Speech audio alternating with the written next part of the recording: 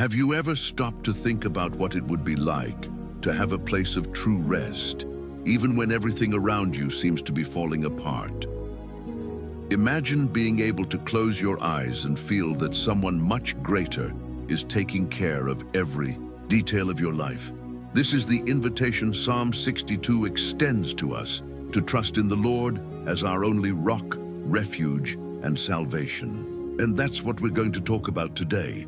How this psalm can transform the way you face daily struggles, bringing a peace the world cannot offer. Here, you'll discover how Psalm 62 is not just an ancient text, but a powerful key to getting through days of affliction without losing your composure, without losing hope. And before we continue, I want to ask you something very special. If you believe that the Word of God can renew lives, subscribe to the channel now. That way, you can continue receiving messages that strengthen your faith and open your heart to God's action. Because together, we will delve into the treasures of the Psalms and experience the rest that only the Lord can give us. Dear Lord, I come before you in prayer, asking that you bless the life of this person listening now.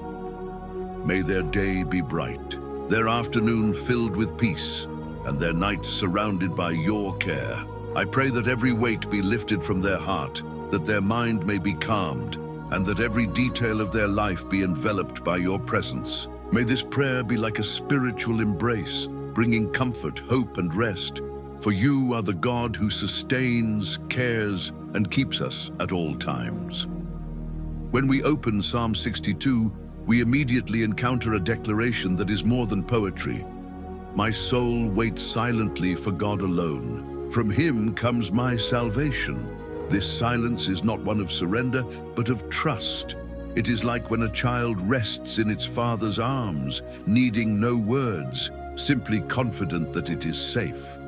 The psalmist invites us to experience this state of mind, where there is no excessive anxiety or despair, only the calm of knowing that God is enough. We often mistake silence for emptiness, but the silence here is full of faith. It is proof that we don't need to chase immediate answers because we know where the solution will come from. It is the silence of those who believe, of those who turn their eyes to the Lord and understand. No matter the external noise, the soul can remain firm and calm. This is the kind of rest that only the Holy Spirit can produce within us. The world pushes us to act in haste, to give quick answers, to try to solve everything ourselves. But the psalm reminds us that there is power in waiting. Waiting in silence doesn't mean being inactive. It means being confident, anchored in the certainty that salvation comes not from our efforts, but from the Lord. It is in this silence that our faith matures, that our hearts learn to align with God's will, and that the soul finds true rest. Lord, I pray at this moment that this person's soul may find this confident silence. May all restlessness be calmed by your Spirit. May all fear be replaced by peace. Teach her not to seek an answer in the noise of circumstances, but in the rest of your presence. May she experience today the relief of simply waiting on you, without haste, without despair, knowing that salvation is in your hands. Perhaps you're going through situations that seem to demand an immediate solution, and your soul is crying out for answers. But know that crying out is not always the best way to be heard by God. Often it is in reverent silence, in the calm of a resting heart, that He most clearly shows us direction, because silence before God is full of trust, and trust is the language that heaven understands. To apply this to your life, try a simple exercise today. Before going to sleep, close your eyes and simply repeat silently within yourself, "In God alone, my soul waits." Don't try to solve problems in your mind. Don't try to organize tomorrow. Just surrender to God and rest in the certainty that He is already taking care of things. This simple gesture can transform your rest into a true act of faith. The beauty of this verse also lies in the word alone. It doesn't say in God and also in other things, but in God alone. This is the invitation not to place hope in human resources, strategies, or our own strength. It is recognizing that even if all fails, He remains faithful. Only in God does the soul find what no other source can offer: salvation, rest, and security. And this becomes even more powerful when we understand that this silence is not passive, but active. It is like the farmer who plants and waits for the rain. He doesn't see the seed growing, but trusts that in due time the fruits will come. Likewise, when we rest in silence before the Lord, we are nurturing a faith that will blossom in due time. This silence is the music of trust. It is the wordless prayer that touches God's heart. Therefore, I invite you to delve deeper into this truth. Your soul doesn't need to be in turmoil. It can rest in silence. Try to make this night an altar of rest, where external noise doesn't steal the inner peace the Lord offers. And if this message touched you, subscribe to the channel and receive daily reflections that strengthen your faith and your rest. Here you will find words that remind you day after day that only in God lies true salvation and the silence of the soul that trusts. When the psalmist declares, "He alone is my rock and my salvation. He is my defense. I shall not be greatly moved," he is constructing an image of steadfastness that spans centuries. The rock is not just a poetic symbol, but the reminder of something that cannot be moved by winds or storms. Unlike sand, which changes shape with every wave, the rock remains. This is God, firm, solid, eternal. To be grounded in Him is to have the assurance that even if everything around us crumbles, there is a secure foundation that sustains the soul. The word rock appears repeatedly in Scripture as a synonym for stability and security. Moses sang to the Lord, calling Him the rock. David, here in Psalm 62, reaffirms this understanding. Jesus, in the New Testament, also taught us to build our house on the rock. This shows us that we are not speaking of an isolated figure, but of a constant revelation. God is the only foundation that does not yield. Everything built on Him endures, because the rock is not dependent on climate, time, or external pressures. The rock is also a place of shelter. In the desert, the people of Israel found shade and coolness beside the large stones.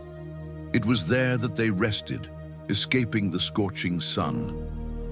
It is impressive how God reveals Himself not only as an unshakable force, but also as a refuge that protects. He is the rock that sustains us from below and covers us from above, a complete fortress, a shelter amidst life's difficulties. Note that the psalmist combines three expressions: rock, salvation, and defense. He does not separate the concepts because he knows they complement each other. God is not only a firm foundation, but also the path of liberation and the wall of protection. It is as if David was saying, "I have a foundation, a way out, and a fortress, all in one God." This reminds us that we do not need to seek from multiple sources what we already have complete in the Lord. In practice, this means that even if you face strong winds, you will not be overthrown because you are firmly planted on the rock. Even if you face enemies, you will not be defeated because God is your defense. Even if you face dangers, both internal and external, you will not be destroyed because He is your salvation. This is the security the psalmist carries and that you can carry too. It's not about denying the existence of struggles, but about declaring the certainty of victory. Lord, I pray now that this person's heart may be fixed in You as on an eternal rock. May no storm steal their peace. May no pressure of life shake their trust. You are the rock that never moves, the defense that never fails, and the salvation that never runs dry. Sustain, Lord, every thought, every decision, every step of this precious life that prays with me now. May they find rest in knowing they are safe in you. Perhaps worries have made you feel like a house built on sand, vulnerable, insecure. But God is calling you to rebuild your trust in Him.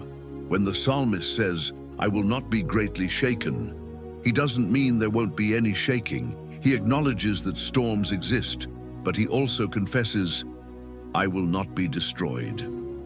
The shaking may shake, but it doesn't knock. This is the difference between those who are grounded in God.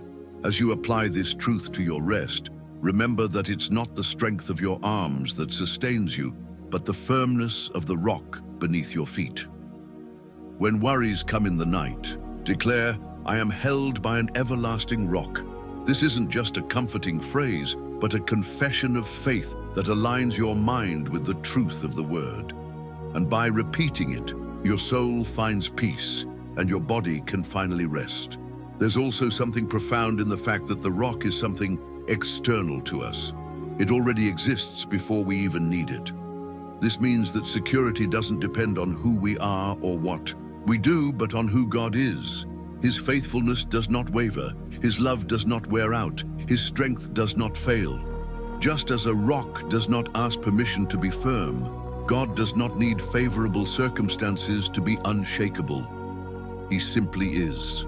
The psalmist looks at those who rise up against him and asks a question filled with indignation and faith. How long will you plot evil against a man? It's as if he's saying, you can plan, but there are limits to human power before the will of God. This phrase reveals two important things: the reality of the evil that exists in the human heart and the conviction that no plan can be greater than the purpose of the Almighty. It's a mixture of outburst and confidence, showing that even threats must bow before the Lord. He compares these threats to a leaning wall and a wall about to fall. Imagine an old, worn-out building that any wind can knock down. Such are human attacks and pressures. They seem strong at first, but they are unsustainable. The enemy may raise his voice, may set traps, may even appear to be winning, but without a foundation in God, everything crumbles.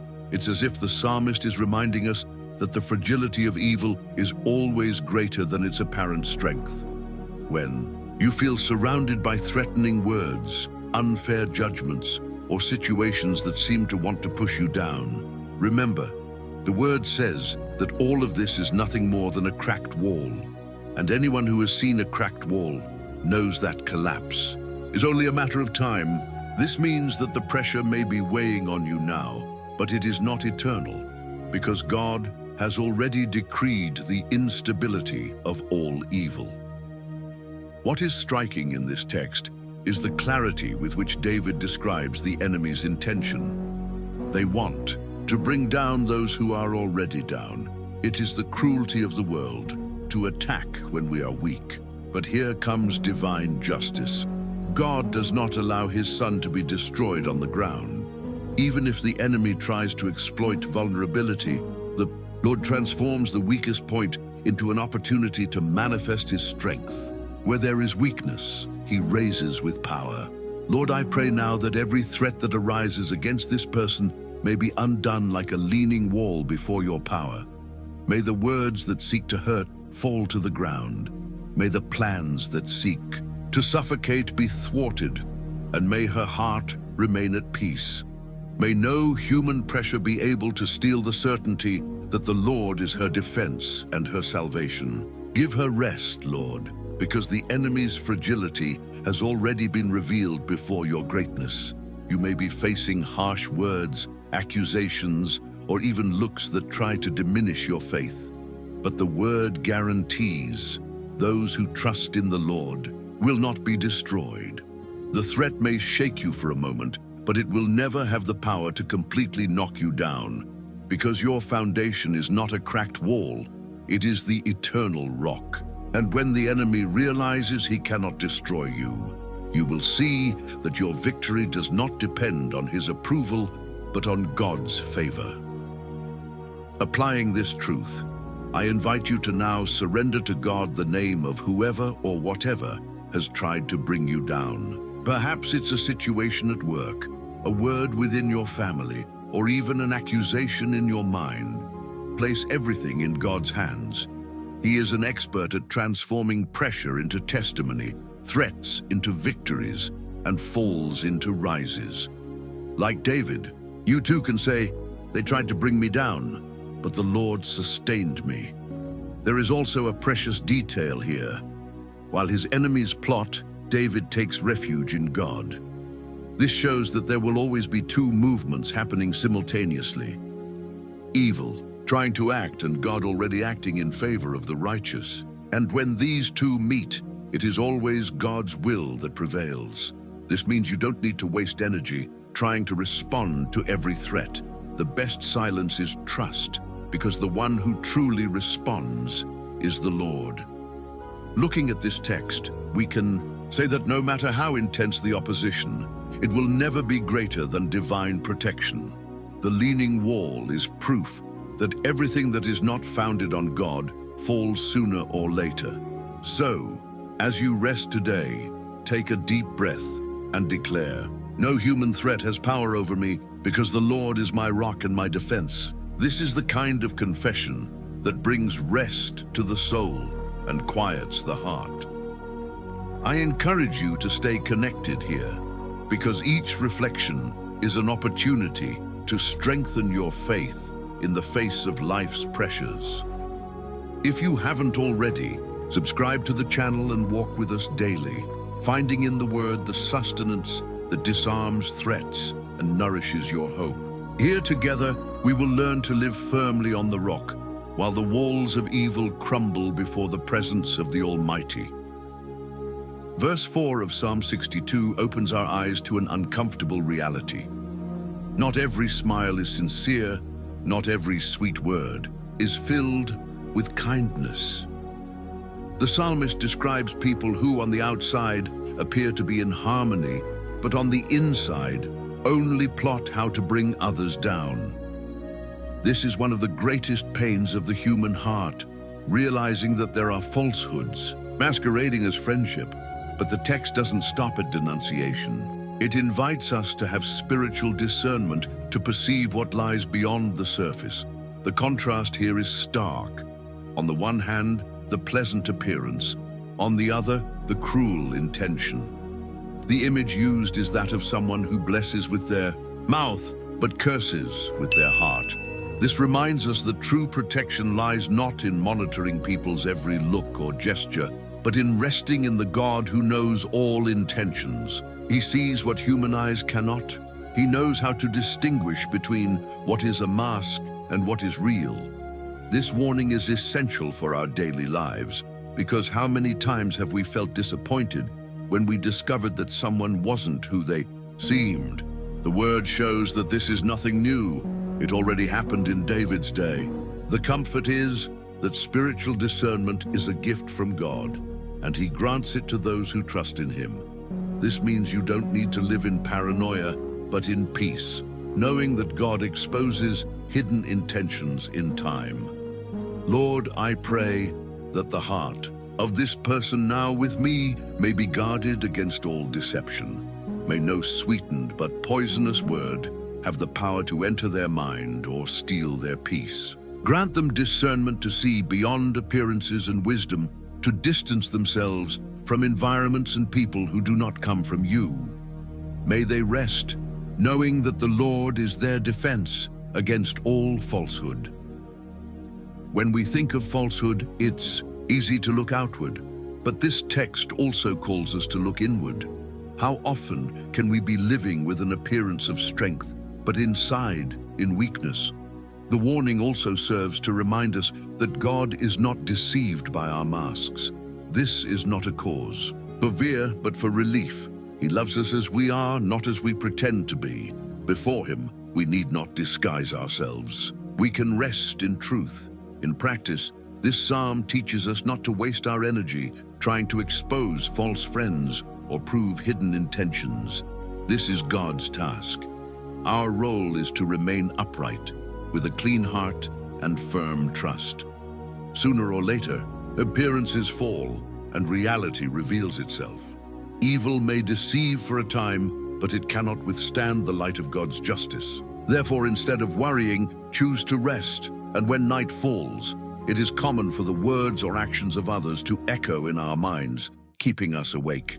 But here is the application. Before you sleep, surrender these memories to God. Do not allow falsehoods to plant seeds of bitterness in your heart. Ask the Lord to shield your mind and guard your thoughts. Declare, "My heart will not be wounded by appearances, because my trust is in God's truth." This awareness gives us lightness, because while the world may live on masks and self-interested games, we have a God who is light and truth. And walking in the light means not fearing darkness. The heart that trusts in God need not worry about being deceived, because it is firmly planted on the rock. This is more than protection. It is deep rest, knowing that even when deception approaches, it will not prevail. Let this message warm your soul. No matter how sweet the words or how disguised the intentions, none of them is greater than the God who guards your heart. This is the certainty that restores peaceful sleep, because you know you are in the hands of the one who never deceives. And when he is your refuge, no deception can prosper against you. There is a precious detail in this verse. The psalmist is not speaking to God or other people. He is speaking to his own soul. It is as if he were saying, "Hey, soul, remember where your hope comes from. Do not be distracted by illusions." This act of self-exhortation is a powerful spiritual practice. Sometimes it is not the world or the enemy that weakens us most, but our own mind, which forgets God's faithfulness. Therefore, he does not command his soul to wait on circumstances, but only on God. This waiting is not passive. It is not sitting around waiting for time to pass. It is an active waiting, full of trust. Imagine someone waiting at the train station. If the train has been promised, the wait is not agonizing but confident. This is what waiting in God is like. It is resting in the certainty that the promise will come, even if the eyes do not yet see it. This kind of waiting requires perseverance, because time may stretch, but faith remains firm. Perseverance here is the glue of hope. How many times do we pray and it seems there's no answer? How many times do we ask and only hear silence? This is precisely where this internal dialogue comes in, remembering that God never fails. Waiting with perseverance is preaching to yourself the Lord's faithfulness every day, until your heart is aligned with hope again. It's not easy, but it is liberating. Lord, I pray for this life that accompanies me now. Many times she has felt tired of waiting, perhaps discouraged by the delay in answers. But in the name of Jesus, I declare that her soul will be strengthened tonight. May she learn to speak to herself, not with words of defeat, but of faith. May the Lord renew in her the vigor to wait with perseverance, knowing that your timing is perfect. This verse also reveals something interesting. Hope needs to be remembered every day, because our spiritual memory is short. Just as we nourish our bodies with daily meals, we need to nourish our souls with the memory of God's faithfulness. The psalmist never tires of repeating, "Wait for God, O my soul." This repetition is not a lack of faith, but a constant exercise of trust. In practice, this means that you can and should talk to your soul. Say out loud, "Soul, rest. God has not failed before, and he will not fail now. He has already kept me, he has already sustained me, he has already raised me, and he will continue to be faithful." This dialogue is an act of courage, because it does not depend on what you feel, but on what you believe. And faith is not a feeling, it is a decision. This is why the psalmist chooses to wait only on God. It is not waiting on God and chance. It is not waiting on God and luck. It is only on him. This exclusivity is an invitation to us to remove our eyes from any emotional or material crutch and place them entirely on the Lord. When waiting is divided, the soul grows weary, but when it is focused, it finds rest. Before going to sleep, Do this spiritual exercise. Talk to your soul. If today you've become agitated, tired, or filled with worries, say, "Soul, be still. Wait only on God." This simple phrase can align your thoughts, calm your heart, and prepare you for a restful sleep. Because whoever learns to wait on God also learns to rest in Him, and realize rest here doesn't depend on the answer arriving, but on the certainty that it will. It's like lying in a hammock, knowing it will support your weight. You don't need to see the hooks all the time to trust. Just lie down and rest. This is also how it is to wait on God. He is the invisible structure that supports the weary soul. If this message spoke to your heart, I invite you to continue walking with us. Subscribe to the channel and strengthen your faith daily with words that nourish the soul. Here, each reflection is a reminder. Even when everything seems slow, hope in God never fails. Choose to persevere and discover that silent waiting is, in fact, a place of profound trust. It's interesting how the psalmist repeats the same statement he'd made before, but now with even more conviction. It's as if each time he remembers who God is, his faith solidifies even more. The repetition isn't redundant, but a deepening. He reaffirms, "He alone is my rock and my salvation. He is my defense. I will not be moved." It's like hammering the same truth until the soul, once agitated, finally rests. The strength here doesn't run out because it comes from the constant remembrance of the one who sustains everything. This strength isn't like human energy, which wears out over time. How many times have you gone to bed exhausted, feeling like you had no way to face the next day? The Lord's strength isn't like that. It is renewable, inexhaustible, constant.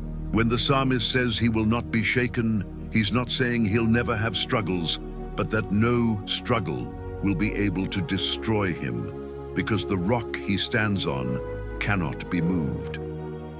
This is the secret of unbreakable faith, not relying on oneself, but on the one who never changes.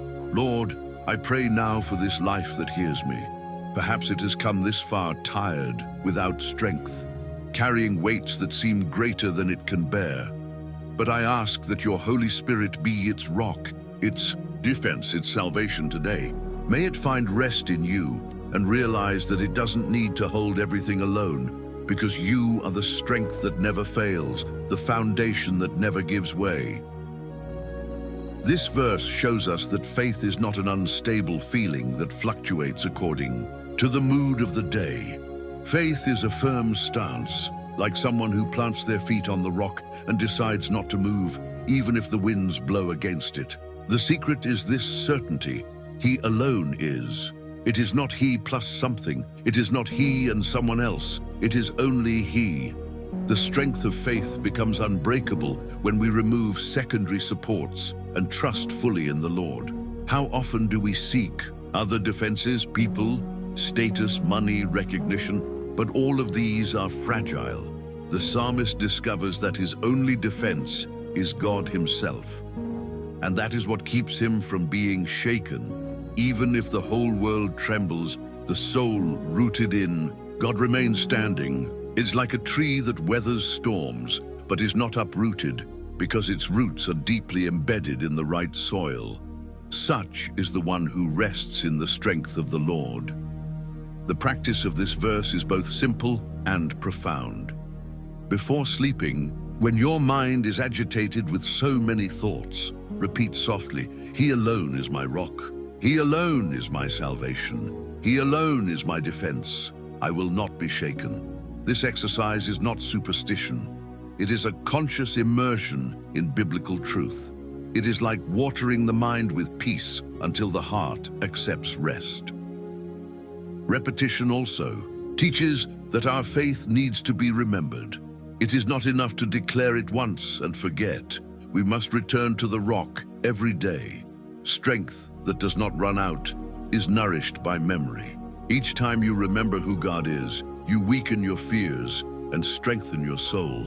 That's why the psalmist speaks again with even greater conviction. He knows the soul needs repetition to learn to rest. And there's a beautiful detail here. The psalmist doesn't say, "I will not be shaken a little," or "I will not be shaken much." He confidently affirms, "I will not be shaken."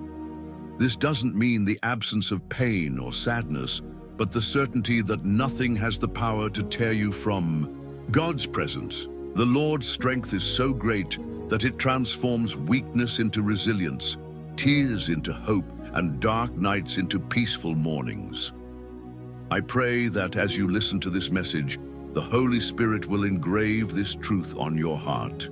You may feel the wind, you may even hear the thunder, but you will not be shaken, because your life is founded on the eternal rock. May the Lord be your defense tonight, guarding your heart from all fear and your mind from all anxiety. May you sleep in peace, sustained by the strength that never runs out.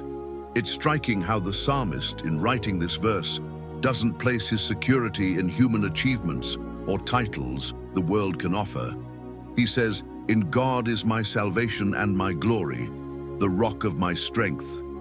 Here, we realize that there is no room for dependence on the opinions of others.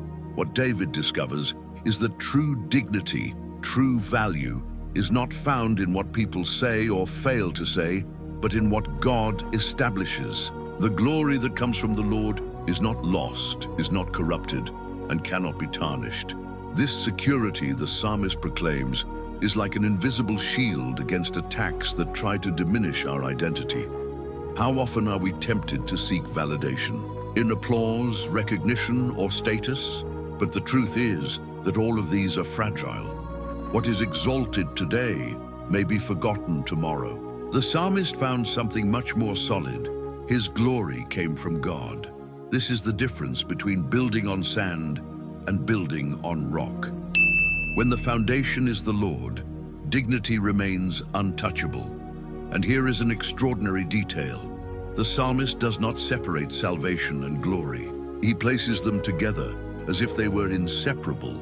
Salvation is the starting point, and from it springs a new identity, a new dignity. It is not just being saved from danger, but being honored by the God who rescued us. This shows that the Lord not only delivers us, but also exalts us, not with the fleeting glory of men, but with the glory that reflects his own character. Lord, right now I pray for this person who is accompanying me. Perhaps they have experienced situations in which they were devalued, rejected, or even forgotten. I ask that your Spirit envelop them with the assurance that their true glory is not in what the world says, but in what you have declared about them. May they rest knowing that they have been saved, chosen, and that their dignity is founded on you, the rock of eternal strength. This assurance completely changes the way we live. When we know that our honor comes from God, we no longer need to chase everyone's approval. The anxiety of pleasing everyone dissolves in the certainty that we have already been accepted by the Almighty. This frees the heart to live in peace, without comparisons and without fear of human judgment. It's as if the psalmist were telling us, do not seek outside what can only be found in God. Imagine the peace of lying down, knowing that your life is guarded not just by human promises, but by the power of God. This is what the psalmist calls the rock of strength. A rock does not move, does not wear down easily, does not yield to pressure. Such is the presence of God, an unshakable foundation where we can rest without fear. This image is powerful in reminding us that our security does not change with the climate of life. It remains because it is in God. This verse also teaches us that God's power is not only protection, but also sustenance. We often think that God only acts when the enemy attacks, but he is also the one who sustains us daily, in every detail, in the ordinary moments of life. The psalmist recognizes that his strength, his salvation, and his honor were continually sustained by the Lord. In other words, not just in days of war, but in every breath of our journey. There is a practical and transformative lesson here. When you feel the weight of external pressure, when you feel you need to prove your worth to someone, stop and declare, "My glory is in God. My salvation is in God. My strength is the Lord." This simple spiritual exercise can silence internal voices of accusation and external voices of judgment. It is as if you cover your heart with the unshakable rock of the Lord.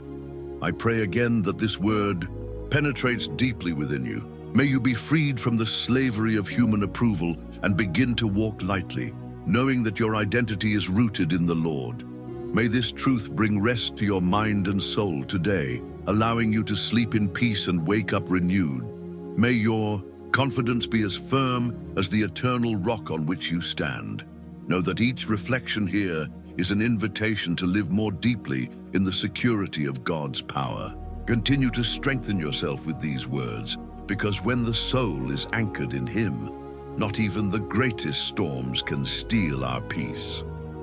It's curious how the psalmist doesn't limit trust in God to moments of crisis or despair. He doesn't say, "Trust in Him when all seems lost," but declares, "Trust in Him at all times, O people." This is profound because it reveals that faith is not an emergency resource, but a lifestyle. Trusting in God on good days is as essential as on bad days. Consistency in trust is what makes us unshakable. Just as the heart beats without stopping, our trust must continually pulse in God. This truth shows us that trust in God is like a muscle. The more we exercise it, the stronger it becomes. When we learn to trust God in our routine, in the little things, in our daily faith exercises, we are better prepared to trust in times of crisis. The psalmist invites us to make this practice natural, a reflection of the heart that knows the Lord's goodness and faithfulness in every detail of life. And the text is addressed to the people, not just to one person. This shows that trusting in God is not just an individual journey, but also a collective one. As a community of faith, we need each other to remind us that the Lord is trustworthy in all seasons. When one person falters, the testimony of another strengthens. Shared trust creates a network of spiritual support that helps us stand firm. Lord, I pray now for this person listening to me and for their family. May trust not be an occasional occurrence, but a constant practice in every area of life. May they remember you with gratitude in joy and with hope in sorrow.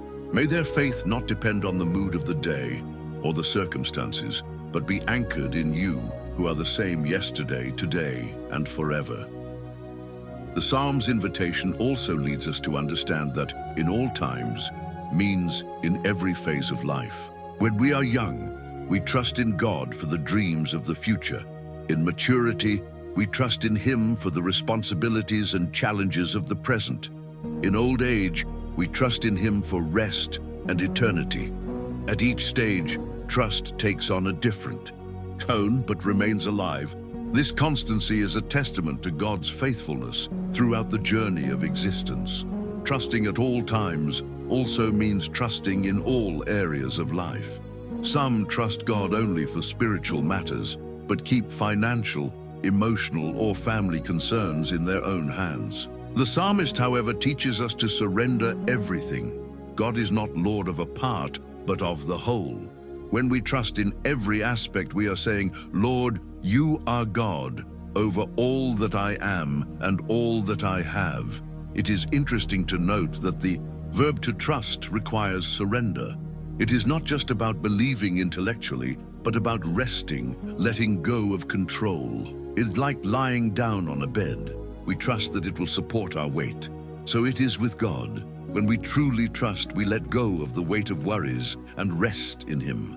This transforms our hearts and our sleep, because the soul finds peace where there was previously anxiety.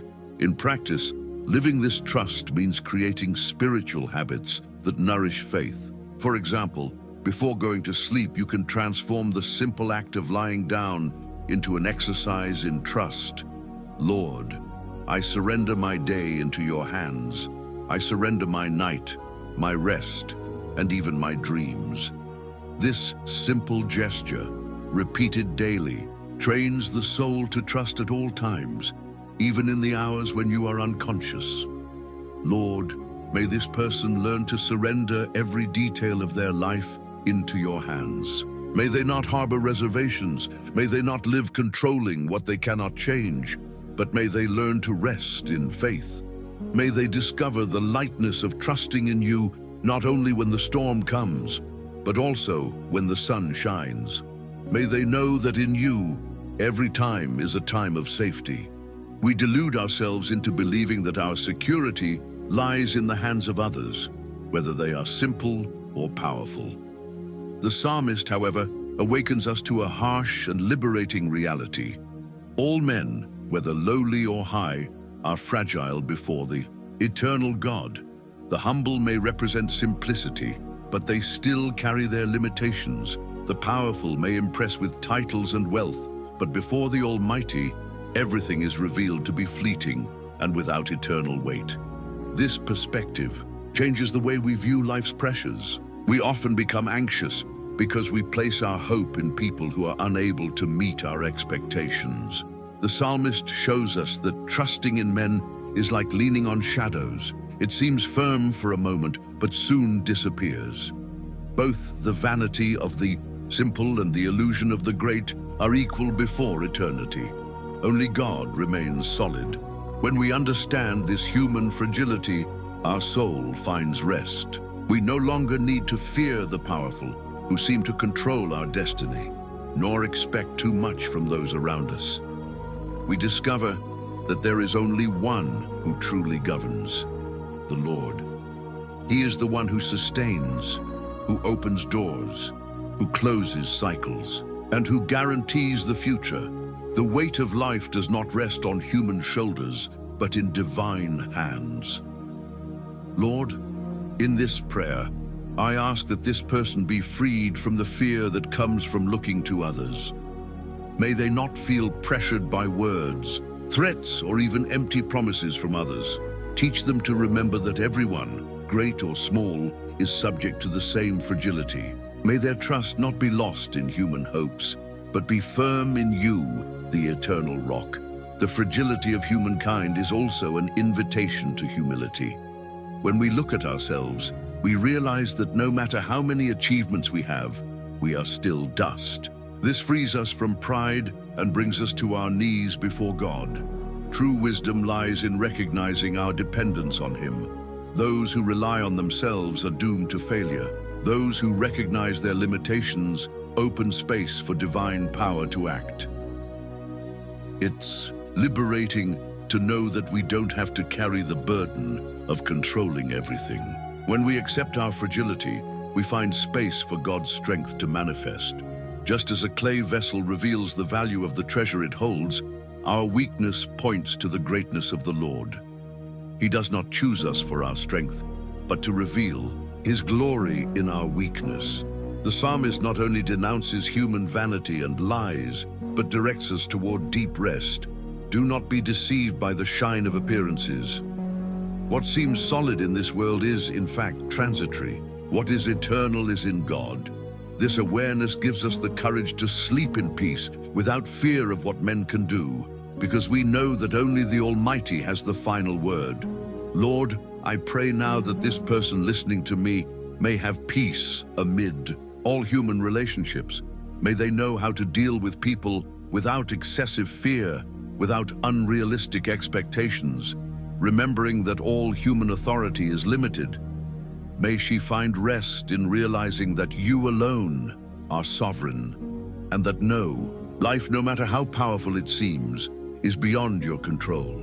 This truth helps us face difficult days with courage. When a boss, an authority figure, or even someone close to us seems to have power over us, we can remember this power is limited, and God rules above all. This awareness frees us from anxiety and gives us the security to walk in faith. Therefore, as you lay your head on the pillow today, remember this truth. Men are vanity, positions are fleeting, but God is eternal. Your life is not in the hands of people, but in the care of the Lord. This is the deepest rest anyone can experience, the certainty that only God controls every detail of your story. The psalmist touches on a profound truth when he warns us about the deceitfulness of riches. He doesn't say it's wrong to possess possessions or enjoy material blessings, but he points out the invisible danger of allowing the heart to become attached to them. Money can bring momentary comfort, but it never offers eternal security. Those who place their trust in riches build their lives on shifting sands, always vulnerable to the changes of time and circumstances. Note that the text mentions oppression and plunder, dishonest forms of enrichment. This shows us that often the unbridled desire for more leads people to sacrifice principles. However, even when wealth comes fairly, the warning remains. Do not set your heart on them. It's as if the psalmist is saying that the greatest risk is not poverty or abundance, but rather where the heart clings. This message is liberating. Many do not sleep peacefully because they live anxiously about what they have or what they would like to have. The fear of losing material possessions causes insomnia, worry, and even illness. But the Word of God invites us to a different perspective. Our true inheritance is in Him.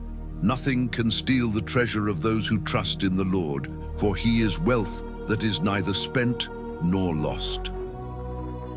Lord, I pray now for this person listening. To me, may their heart be free from all anxiety related to money. May they not place their identity in their bank balance or accumulated wealth, but find in you the true source of security. May they trust in your sustenance even in times of scarcity and in times of abundance. May they not forget that every good gift comes from your hands.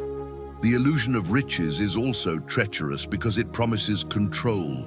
Those who have a lot believe they can buy solutions to any problem. But life shows us that there are pains that money cannot solve. Inner peace, salvation of the soul, hope for the future. These only the Lord can grant. The psalmist reminds us that even if riches increase, we should still not set our hearts on them. Increase is not a guarantee of peace, only of greater responsibility before God. It is important to understand that money, when it does not dominate, can be an instrument of blessing. But when it rules, it becomes an idol that destroys. The human heart was created to trust in God, and when it exchanges this trust for attachment to possessions, it loses itself in an emptiness that is never satisfied. Wealth can multiply, but desire always demands more. Only the Lord truly satisfies. Lord, tonight I pray that this person may experience the rest of not needing to control the future through money. May they learn to plan wisely, but to trust simply. May their heart be guarded against greed and comparison, and may each achievement be seen as a fruit of your grace, not as a reason for pride or false security. This word also invites us to reflect on generosity. Those who do not set their hearts on riches are capable of opening their hands to bless. Those who trust in God discover the joy of sharing, for they understand that everything they possess is transitory and should serve greater purposes. This practice brings lightness to the soul, lifts the weight of attachment, and opens space to experience the Lord's daily care. When you go to bed today, free your mind from preoccupation with material possessions.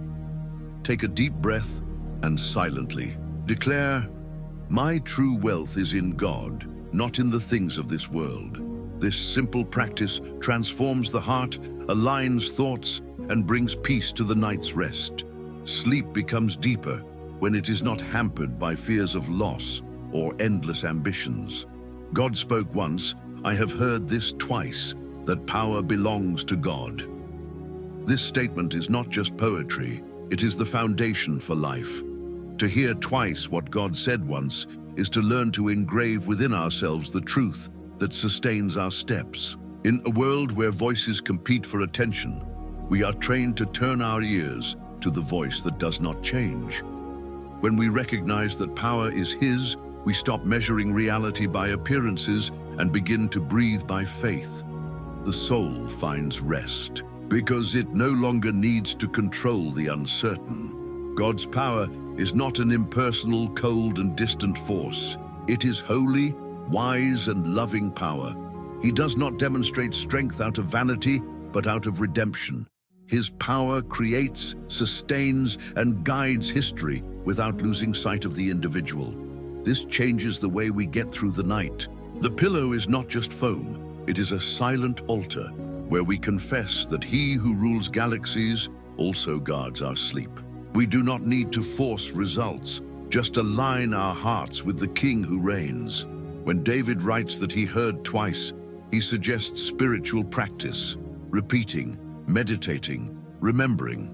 Repetition is not disbelief, it is strengthening faith. Each time we remember that power belongs to God, we shift our trust from our own arm to the eternal arm. There are nights when thoughts swirl, agendas weigh heavy, and news frightens. Repeating the truth is like anchoring a boat in rough waters. The storm doesn't disappear immediately, but the boat stops drifting. Calm begins within. God's sovereignty does not cancel our responsibility, but frees us from the burden of saving the world with our own hands. Planning is wise, controlling is exhausting. The heart that knows who reigns learns to surrender the unattainable, to act diligently in what is possible, and to rest in what is mysterious. Thus, every decision ceases to be hostage to fear and becomes a response to trust. We sleep better when we accept being creatures and let God be God. There are powers that seem definitive, the opinions of others, the threat of tomorrow, the memory of failures. But they are shadows before the light of the Lord. When the soul confesses, the power is yours, idols lose their shine. Criticism ceases to define value, guilt ceases to scream the final verdict, lack of resources is not a final sentence. God's lordship converts dead ends into purposeful corridors. Night then becomes a passageway to hope. God's power is also tender. He uses strength to lift, not to crush those who surrender. What a healing image. Omnipotent hands holding our fragility without breaking it. This awareness undoes haste and disarms self-defense.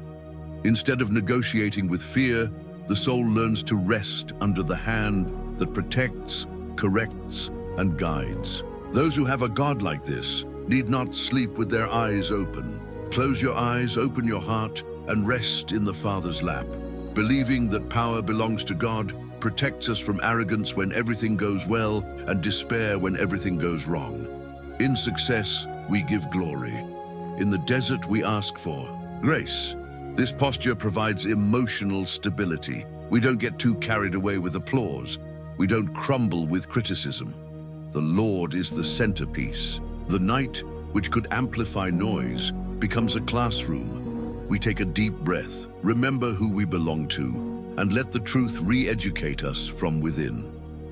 Listening twice is also a communal practice. We speak to ourselves. We repeat it to others. We teach our own. Parents bless their children with this confession. Friends sustain friends with this phrase. Leaders serve by remembering that they do not own the flock. When this truth circulates, the atmosphere in the house changes.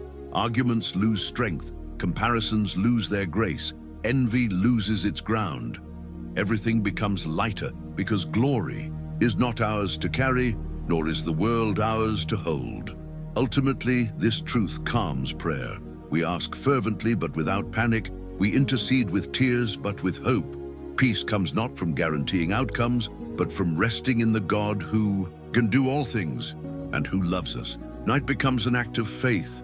We lay down our bodies and surrender the government. Even in silence, heaven works. Even in darkness, God sees. Even in sleep, He sustains. Power belongs to God, and this is music to the weary soul. Lord, I bow before you and confess. All power is in your hands. No news, no report, no threat occupies the throne that is yours alone. Turn my heart from anxiety to adoration, so that I may not try to hold on to what only you can sustain. Where I insist on control, teach me to trust. Where I shrink in fear, instill in me courage that comes from above. I want to rest in your unfailing sovereignty. You are the God who speaks once, and I decide to listen 1,000 times until the truth sinks in. Write this sentence of freedom within me. The power is yours.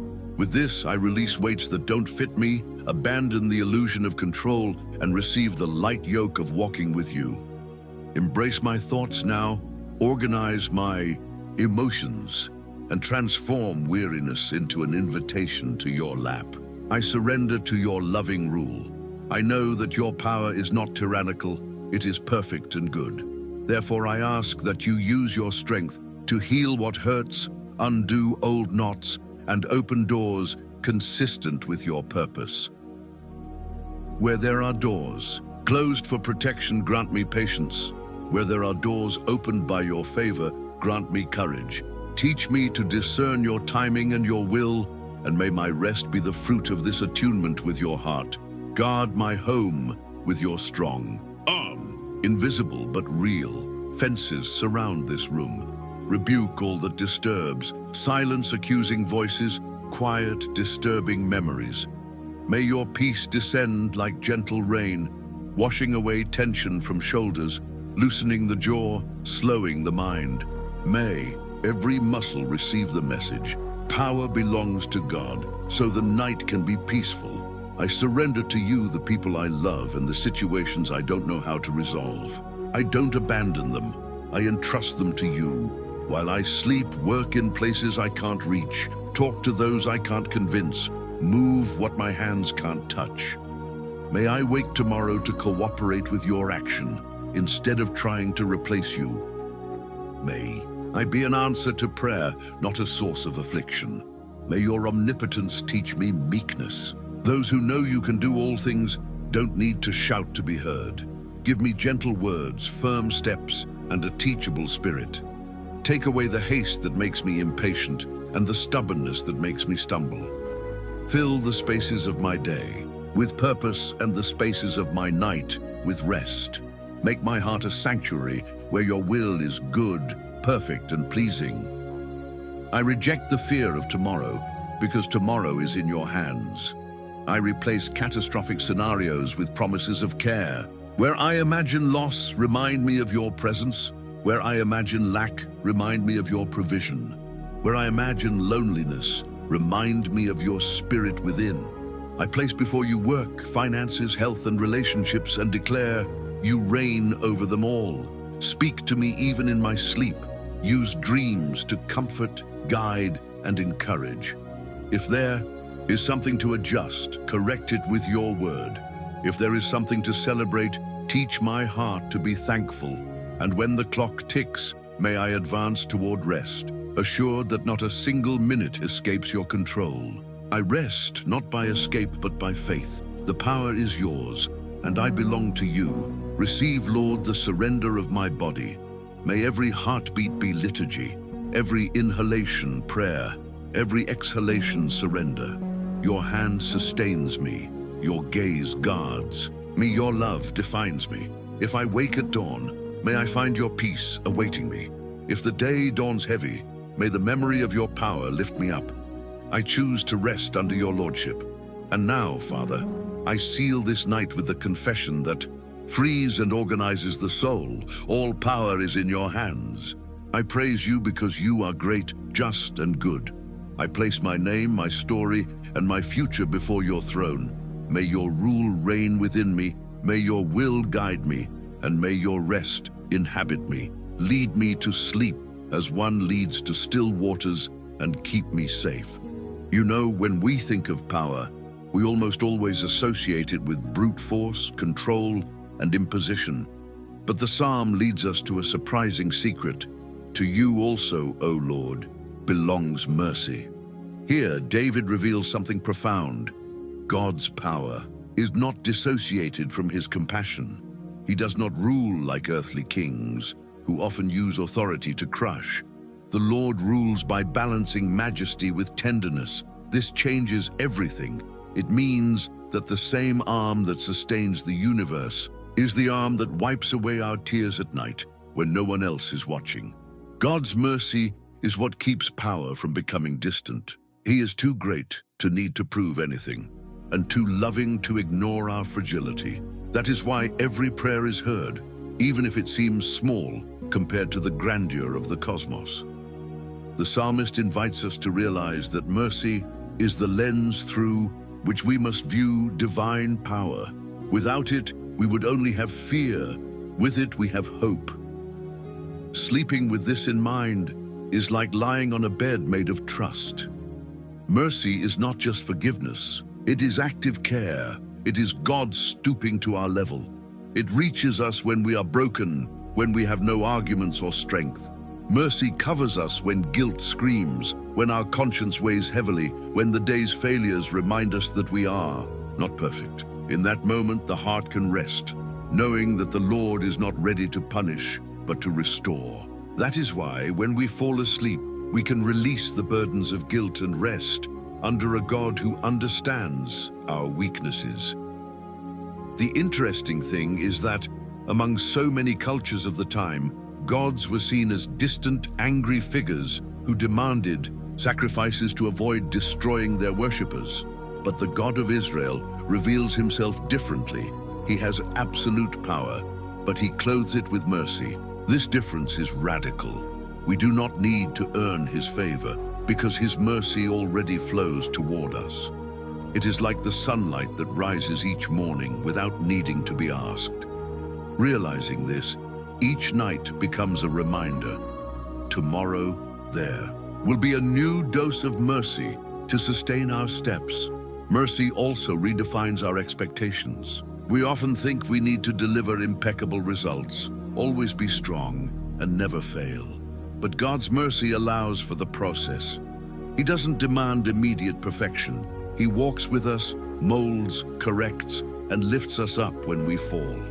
This breaks the spiral of self-criticism that often robs us of sleep. When we accept that God is merciful, we understand that we don't need to prove our worth to him. This relaxes the heart and aligns the soul.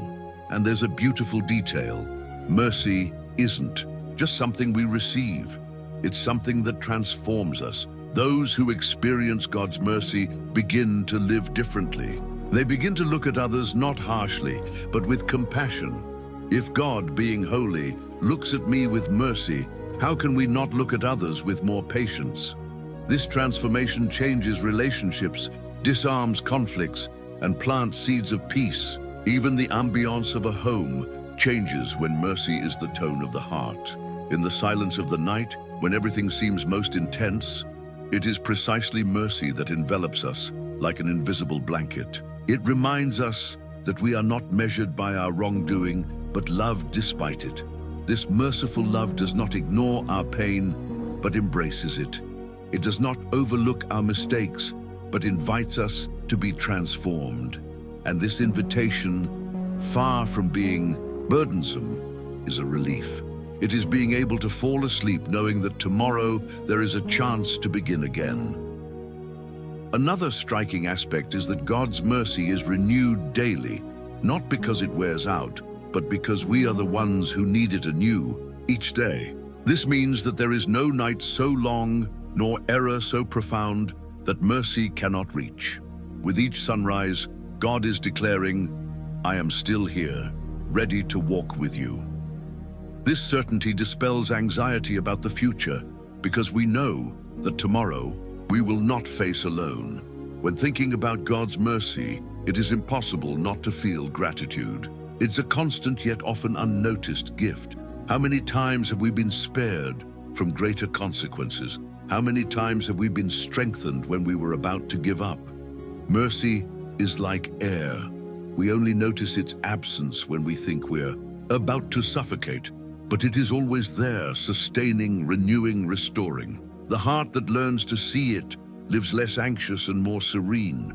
There is something profound when the psalmist declares, "For you will repay each person according to their work." These words remind us that life is not a coincidence, not governed by luck or permanent injustice.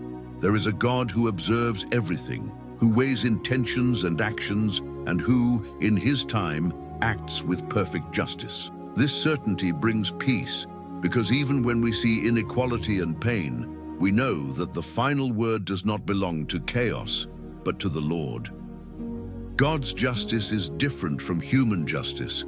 Ours is limited, flawed, often influenced by interests and distorted visions. But his is absolute, without loopholes, without deception. He sees what no one else sees, even the most hidden details. And this means that good done in secret does not go unnoticed, just as evil done in secret does not go unanswered. Knowing this brings us relief. We can rest without carrying the burden of being judges of the world. Many nights are stolen by the pain of injustices suffered, harsh words, betrayals, situations in which we have been wronged. All of this can play in our minds like an endless film. But the psalm teaches us that we don't need to fall asleep with this burden. We can place it before God and trust that he is just to repay each situation. The insomnia of revenge fades when we submit the case to the court of the Most High. God's justice also teaches us responsibility. If he repays according to works, it reminds us that our choices carry weight. We do not live in a moral void.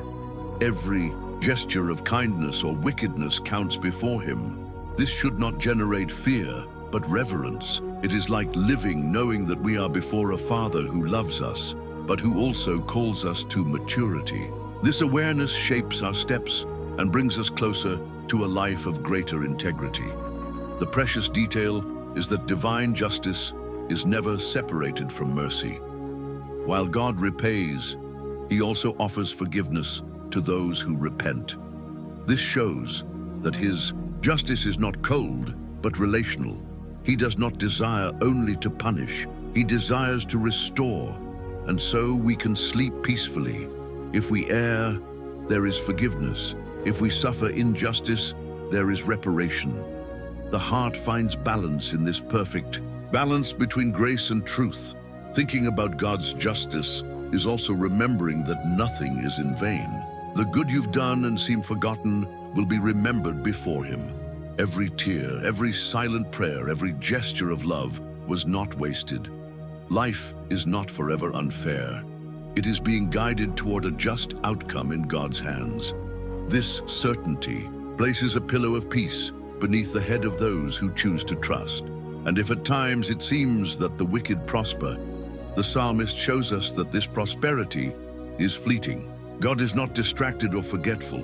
His timing is not ours, but it is perfect. While we wait, we learn to rest, knowing that the righteous judge is in control. This waiting is not passive, but full of confidence, like someone who knows they have already submitted their case to the highest court. God's justice also heals emotional wounds. When we believe that he will repay, we don't need to seek revenge with our own hands. The heart is free to love, forgive, and move forward, because it no longer needs to carry the urge to do justice. This inner relief is a precious gift that transforms how we face the day and how we end the night. Remembering God's perfect justice is like closing a door against disturbing thoughts. It's deciding not to harbor resentment or dwell on offenses, because I trust that the Lord sees everything. This surrender protects the mind and heart, allowing sleep to come gently, weightlessly, without invisible bonds. Thus, the psalm leads us with an invitation to release the control of justice into the hands of the one who never errs. Today you can go to bed saying, Lord, I rest in the certainty that you repay each person according to their works. I need not watch or seek revenge because you are in control. This simple declaration made in faith has the power to transform the night into a haven of peace. There are times when the best prayer is not with words, but with silence. The psalm shows us that the soul finds rest when it learns to wait on God without haste, without noise, without the need to prove anything. Spiritual silence is not empty, but filled with God's presence. It is in it that the noise of the mind diminishes and the gentle voice of the Spirit finds space to calm us.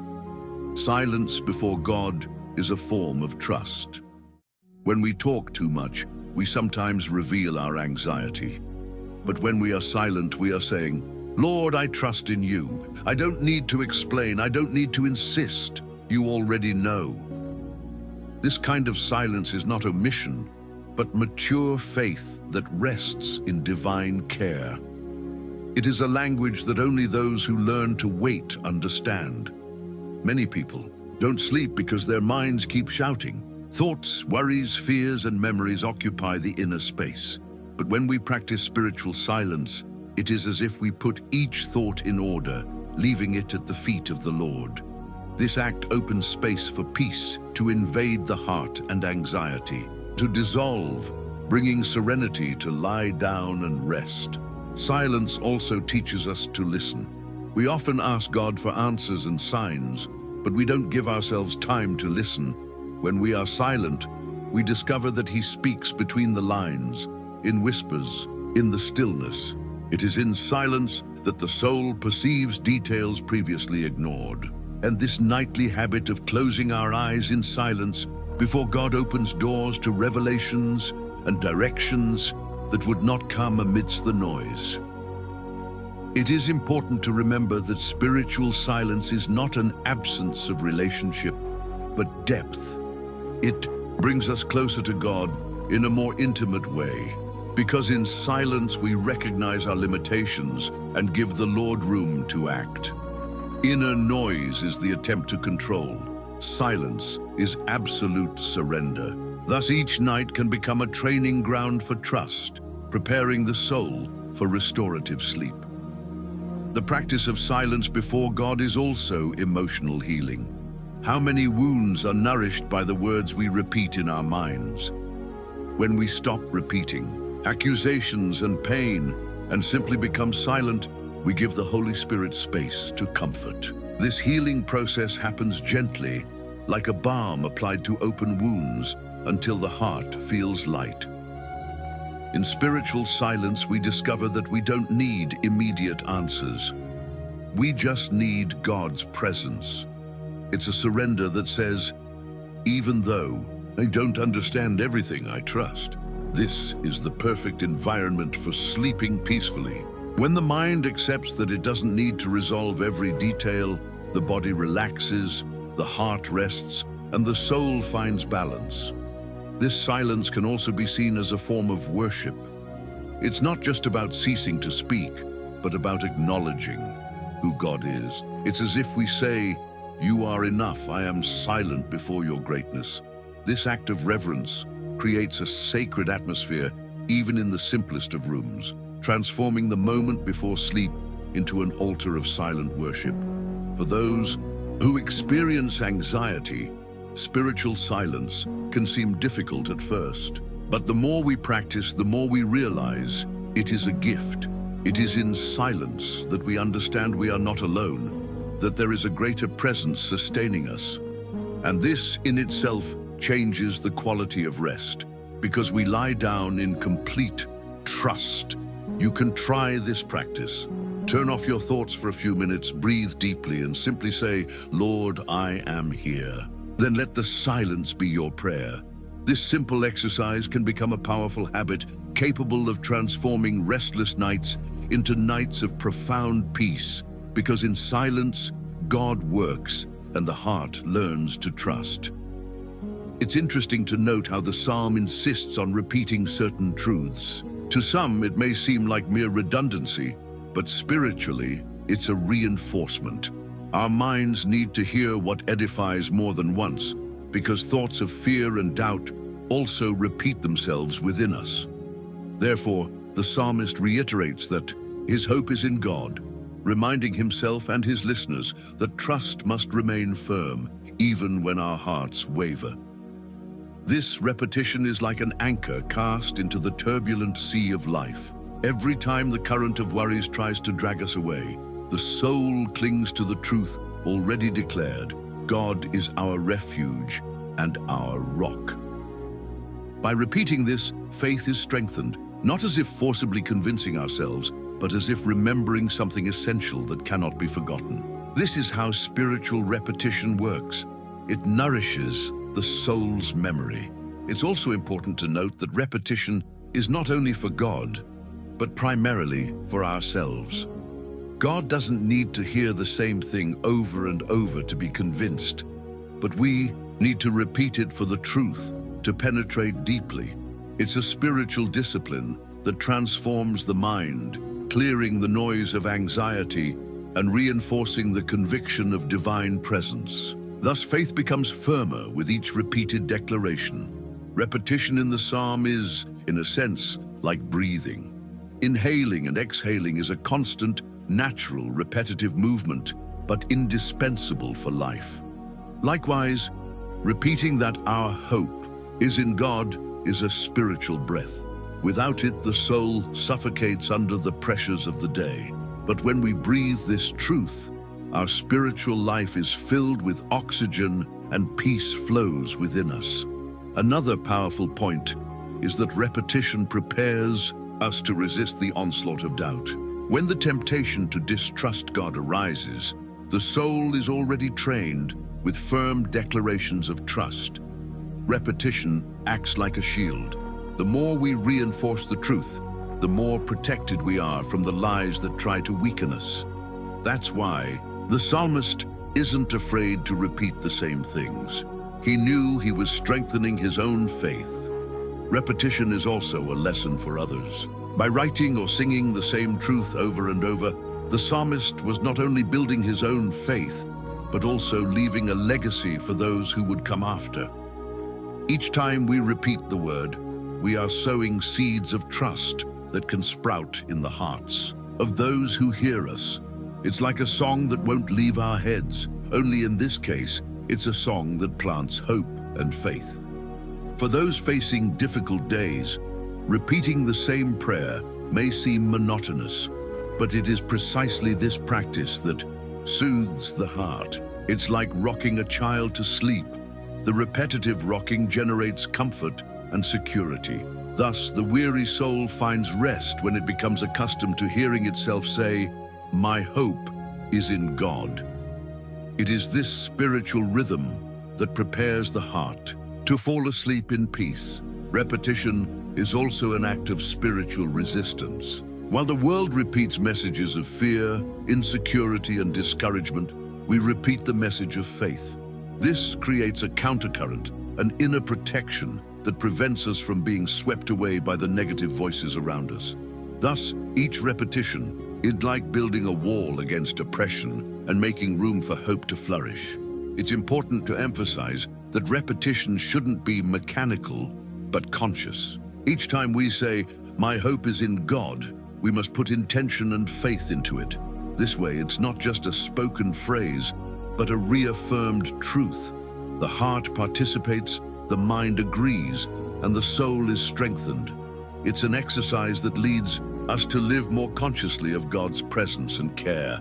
Repeating important things creates spiritual memory. Just as we remember songs or phrases that have marked our lives, we can also mark our spirit with declarations of faith. These repeated words become internal landmarks, which, even in moments of weakness, resonate within us. When fear strikes, the phrase will already be engraved, "My hope is in God." This is the power of repetition, transforming truth into a natural reflection of our life of faith. It's striking how the psalm invites us to consider the difference between who man is and who God is. Man is dust, fragile and fleeting. His plans can be overturned by a breath, his strength is limited, and his wisdom never reaches its fullness. The Lord, however, is eternal, steadfast, and all power belongs to him. This contrast is not meant to humiliate us, but to teach us to place our trust where it truly belongs. It's an invitation to abandon the illusion of self-sufficiency. When we consider this contrast, We realize how foolish it is to base our security solely on our own strength. Man may have wealth, influence, and knowledge, but all of these are temporary. All it takes is a sudden change, and everything that seemed solid crumbles. But when we look to God, we find absolute stability. He does not change with the seasons, does not wear out with time, is not limited by circumstances. That's why the psalmist insists on highlighting this difference. The contrast also teaches us about the place of humility. When we recognize our fragility, it is not to live in fear or inferiority, but to rest in the greatness of God. It is like a small child who understands his limitations and therefore is not ashamed to seek his Father's embrace. Likewise, when we admit our inability, we find in God the perfect refuge that sustains our life. Another aspect of this contrast is realizing that human vanity always seeks to aggrandize itself, but God, being all-powerful, manifests his greatness in mercy. This is the difference of the Christian faith. Divine power is not expressed in oppression, but in love, care, and compassion. While limited humans sometimes use their limited power to dominate, God uses his infinite power to save and liberate. This should generate deep gratitude and trust in us. It is truly important to understand that this contrast also frees us from anxiety. We often want to have everything under control, but we cannot, and this frustrates us. When we remember that humans are limited and God is unlimited, we can place the burden of control in his hands. We don't need to be strong all the time because God is our strength. This spiritual rest is a gift we only receive when we accept the truth about who we are and who he is. Another essential point is that this contrast teaches us the correct perspective on life. What is vanity? It is everything that is fleeting, ephemeral, empty of eternity. Placing our hope in such things is like building on sand, but God is an eternal rock. Therefore, we need to align our hearts with that which endures. When we understand this, our lives become focused on what truly matters: God's presence, his love, and his eternal promises. This contrast also helps us deal with pride. The human heart is often deceived by a sense of power or control. But when we confront this reality with God's greatness, we learn that our greatest wisdom is to depend on him. This dependence does not diminish us. On the contrary, it places us in the right place as children who trust in the Father. Recognizing human vanity and divine greatness is the path to true spiritual maturity. As we reflect on this contrast, we also realize how merciful God is in accepting us, even in our fragility. Man, being vanity, is subject to flaws, sins, and weaknesses, but the Lord in his greatness pours out mercy daily. This means that even though we are fragile, we are supported. The contrast, therefore, does not exclude us from God's presence, but rather brings us even closer to him, because it reveals to us how much we need his grace. This contrast also leads us to worship. When we look at ourselves, we see limits. When we look at God, we see infinity. This comparison inevitably generates praise. Recognizing that we are fragile and that he is powerful awakens gratitude. It is an attitude that changes the way we pray, how we live, and even how we sleep, because we begin to rest in who he is, not in what we can do. This contrast is a reminder of hope. If we were only vanity, we would be lost. But because there is a powerful, merciful, and just God, we have a future. Our fragility finds meaning in his greatness. This allows us to end the day with peace, surrender our burdens to the Lord, and trust that even when we are small, he is great enough to care for every detail. To sleep with this awareness is to experience true rest of the soul. There's something profound in realizing that true hope isn't a burden, but a rest. When we think of waiting, we often associate it with anxiety, watching the clock, and the restlessness of those who don't know what will come. But the psalm shows us another path. Hope in God isn't about waiting tensely, but about resting, knowing that we are already held in His hands. It's as if our hearts are placed on a soft pillow made of God's faithfulness. This hope doesn't depend on what we see. On the contrary, it flourishes precisely when we have no visible guarantees. The natural man relies on concrete results, but faith teaches us to rest in the character of the Lord. Hope, in this sense, is a spiritual vision. We don't see with our eyes, but we see with our soul that God is faithful. And this completely changes how we get through the night and how we surrender our sleep. Waiting confidently in God is like trusting in someone who has never failed us. We may not understand His ways, but we know that He always keeps His word. This certainty brings relief. It's as if every anxious thought was set aside, and in its place, a reminder arose. The Lord is watching over me. This phrase is enough to dispel anxiety and transform waiting into a moment of peace. True hope also teaches us how to deal with time. Many suffer because they want everything to happen now. But God is neither late nor early. He acts at the right time. When we trust this, we understand that time is not an enemy, but an ally, because God is in control of the past, present, and future. This vision makes the night a place of trust, not fear, of expectation, not despair. Another aspect of this hope is that it doesn't leave us empty. Hope in God always brings a sense of fullness because it is based on Him, not on us. It is like a river that never runs dry, that continues to flow even when all human sources are exhausted. This means we can lie down and rest, not because circumstances have changed, but because the source of our hope never fails. The hope that generates rest also teaches us about identity. When we place our trust in God, we cease to be defined by our struggles and become defined by His faithfulness. This changes the way we view life. We are not just people who wait, but children who know who to trust. This sonship gives security, eliminates fear, and brings peace even in the midst of the longest nights. It is necessary to realize that hope strengthens us. Sometimes we think that waiting is an act of passivity, but in reality, it is an exercise in spiritual endurance. Each time we choose to wait on God, we are strengthening the muscles of faith. It is this inner strength that allows us to endure difficulties without being destroyed by them. Hope is like an active rest, which regenerates the soul and prepares us for tomorrow. This hope is also contagious. Those who rest in God transmit peace to others. It is like a lit candle that illuminates the entire room. Anxious people find relief in seeing someone resting confidently. Thus, our hope becomes not only a personal shelter, but a living testimony of God's care.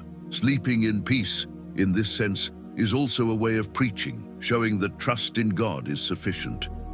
The psalm shows us that this hope is not theoretical, but practical. It transforms our routine. When we go to bed, instead of revisiting problems, we can revisit promises. Instead of rehashing worries, we can repeat truths. My hope is in the Lord. This simple exercise changes the atmosphere of the heart and prepares the body for a peaceful sleep. It is a hope that doesn't remain mere talk, but translates into real rest. The hope that generates rest is an anticipation of what we already experience in Christ. He is the guarantee that our life is secure, that nothing can separate us from God's love. This eternal hope permeates even the most ordinary moments like bedtime. Therefore, when we close our eyes, we can say with confidence, my hope rests in God, and therefore I rest. This is true victory, living with a soul at peace, because we know in whom we trust. How curious it is to note how the human heart is compared so often in Scripture to a door that can be opened or closed. When the psalmist warns us not to set our hearts on riches, he is teaching us to shield that door against vanity. Wealth itself is not the problem, but the illusion that it can save us, protect us, or give meaning to life. Shielding the heart is consciously choosing not to let these empty promises occupy the space that belongs only to God. When the heart is attached to riches, a constant restlessness arises. It is the fear of loss, the anxiety to achieve more, the comparison with others. All of this steals peace, but when the heart is anchored in God, it rests because it knows that true treasure is not found in safes or bank accounts, but in the living presence of the Lord. This difference is what transforms nights of anxiety into nights of rest.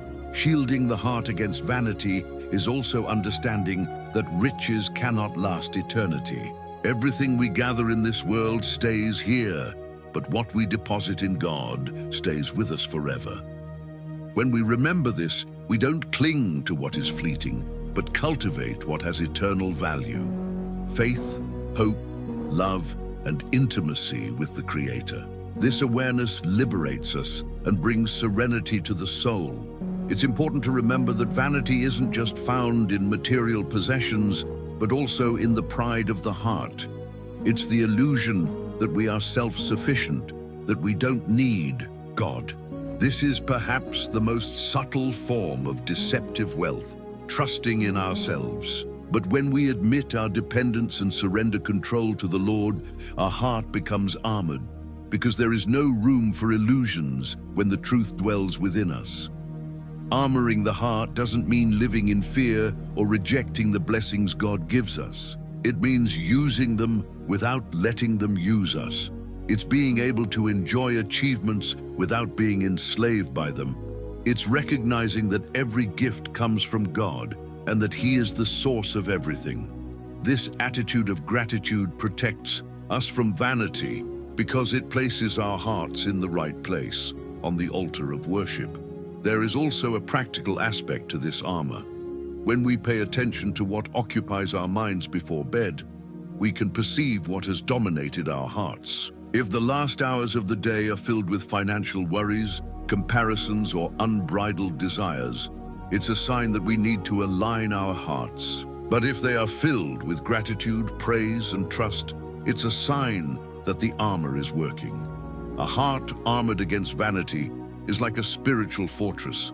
The arrows of pride, envy, and greed may be launched, but they find no way to wound. This is because trust is rooted in something greater and more stable than earthly riches. And this fortress isn't built all at once. It is built day after day in the conscious choice to trust God more than any other promise of this world. An armored heart is also a light heart.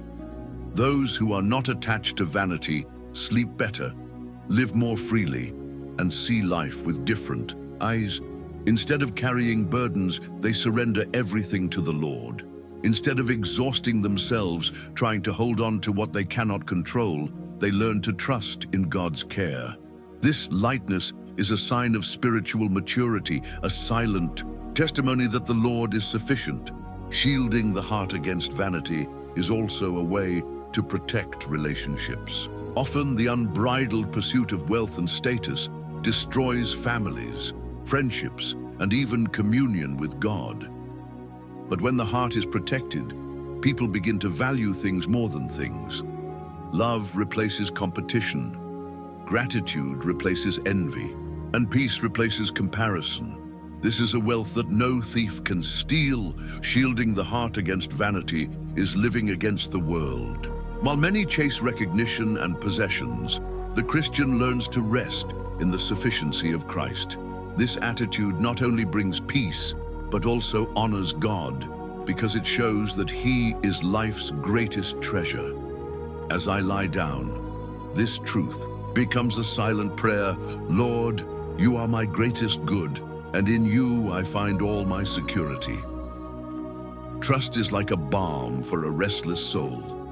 When the psalmist repeats over and over that God is refuge and strength, he is not only reinforcing a theological idea, but also building an antidote to anxiety. Repetition works like a spiritual remedy, reminding the mind that we don't have to carry the weight of uncertainty alone. Each time the heart repeats, "God is my refuge," anxiety loses some of its strength. Anxiety often stems from the illusion of control. We think about what might happen, try to anticipate scenarios, plan every detail, and when something slips through our fingers, our heart races. But when we surrender control to God, we find rest. We recognize that we don't know what will come, but we trust in the one who has already seen tomorrow. This surrender is the path to overcoming nighttime anxiety, the kind that steals sleep and disturbs the mind. The trust that overcomes anxiety isn't built overnight, but cultivated. It's like training the heart to rest.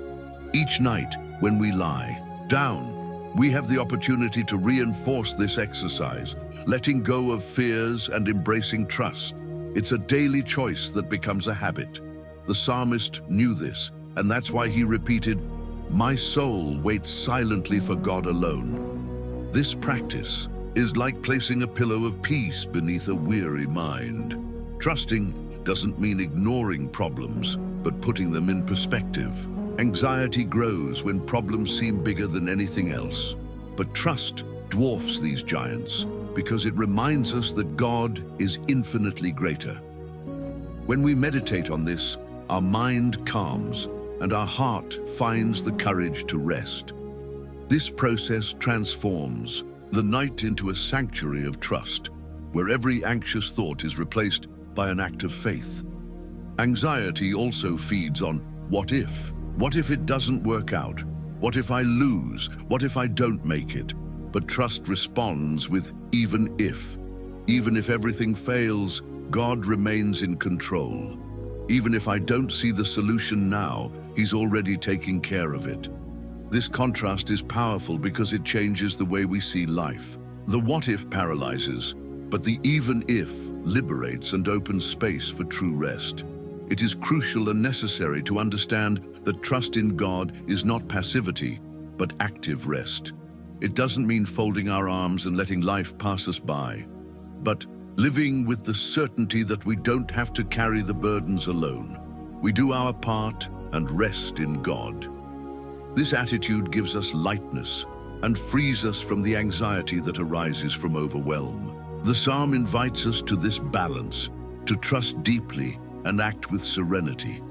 The trust that overcomes anxiety is also a declaration of faith against the lies of the mind. How often do we believe we are alone, that there is no way out, that we cannot endure? But by declaring that God is our refuge, we deny these voices. It's like exchanging the noise of anxiety for the melody of hope. This substitution doesn't happen all at once, but each time we choose to trust, we silence the inner storm a little more. Another important point is that trust connects us to eternity. Anxiety is always linked to time, to the yesterday that weighs us down and the tomorrow that frightens us. But trusting in God is resting in the now of His presence. It's realizing that He is here in this moment, sustaining every breath. This awareness of the present brings peace because it frees us from the tyranny of the past and the future. It is in this moment of trust that we find true rest. Trust also generates gratitude, and gratitude combats anxiety.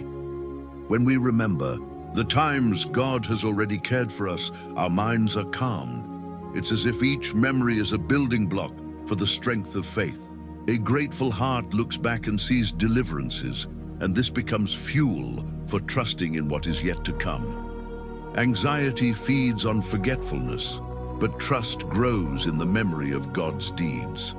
The trust that overcomes anxiety is the fruit of relationship.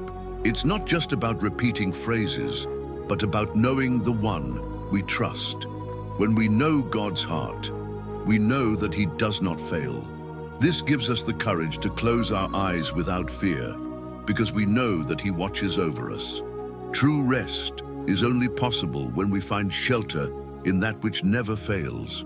Psalm 62 leads us to this conclusion. All power, all mercy, and all justice belong to the Lord. This triad is not just a theological statement, but a practical refuge for the weary soul. When we understand that God is powerful to act, merciful to love, and just to repay, the heart finds the peace the world cannot offer. It is as if the soul finally has a place to rest, without fear, without weight, simply safe in the Father's lap. This balance between power, mercy, and justice is fascinating. If God were only powerful, we might fear him. If he were only merciful, we might lack discipline and correction. If he were only just, who could endure? But when we look to him and see these three realities working together, we discover the fullness of divine care. Power guarantees us deliverance, mercy gives us a new beginning, and justice ensures that nothing goes unpunished. This divine harmony is what allows us to lie down in peace, knowing that life is in the right hands. Often, nighttime anxiety stems from a sense of injustice. Will everything I've suffered go unanswered?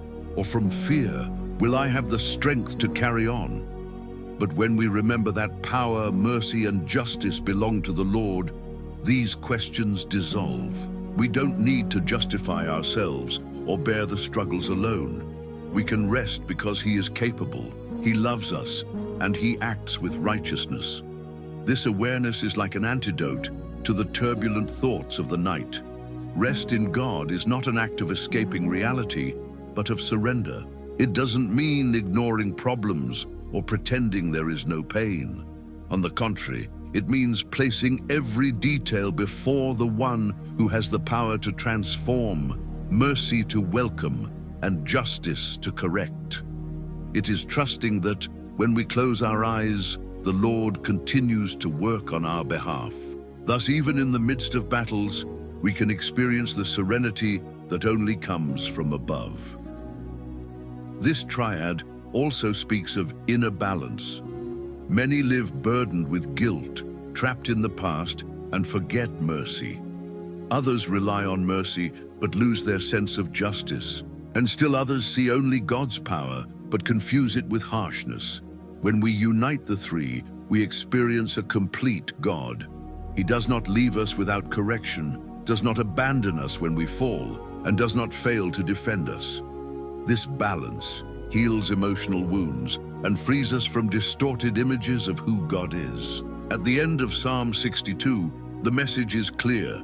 We do not need to place our trust in men, wealth, or our own strength. True rest lies in recognizing that everything belongs to the Lord. This reminds us that life is not a matter of chance, but is under the direction of a God who reigns perfectly. Thus, even when circumstances seem unfair, even when our hearts feel weak, we are certain that he is taking care of every detail with power, mercy, and justice. This rest also teaches us to live with lightness. If everything belongs to the Lord, we don't need to carry burdens that aren't ours. We can release hurts, let go of resentments, and release the control that wears us down so much. Knowing that he is just prevents our hearts from seeking revenge. Knowing that he is merciful prevents us from hardening. And knowing that he is powerful gives us courage to face the days. This lightness translates into more peaceful nights, deeper sleep, and renewed hope. Resting in God's justice and mercy also reminds us that we are not alone. He is not just a distant judge, but a present Father. He not only observes, but participates. His power is not distant, but acts within. His mercy is not theoretical, but is renewed each morning. His justice is not blind, but perfect, because it is accompanied by love. This present God gives us the confidence that when we lie down, we don't just close our eyes, but surrender them to the care of the one who watches over us. Faced with this reality, the soul learns to rest even amidst the clamor. The psalm shows us that it is possible to go through afflictions with serenity, because we are not in the hands of an uncertain destiny, but of the God who is powerful, just, and merciful. It is in this place of trust that the heart finds peace to sleep, even when storms rage around. Rest does not depend on the absence of problems, but on the presence of God. Declare with faith, my life is kept in the God who is powerful, merciful, and just. This simple confession makes room for a deep and restorative sleep. It silences anxiety, erases painful memories, and replaces heaviness with lightness. And if these words brought rest to your soul, subscribe to the channel and walk with us daily on this journey of faith. Each night can be an encounter with the God who cares, strengthens, and comforts. Here, you will never be alone.